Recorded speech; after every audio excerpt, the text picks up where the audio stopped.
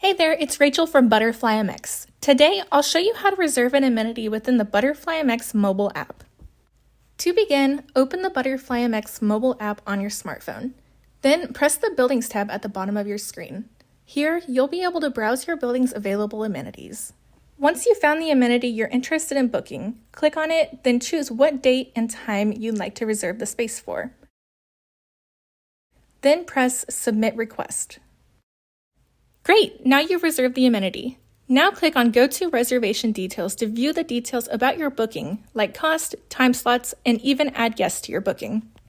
And that's it, you've successfully reserved an amenity at your building. When the day of your reservation arrives, you'll find an exclusive Swipe to Open key on your ButterflyMX mobile app home screen.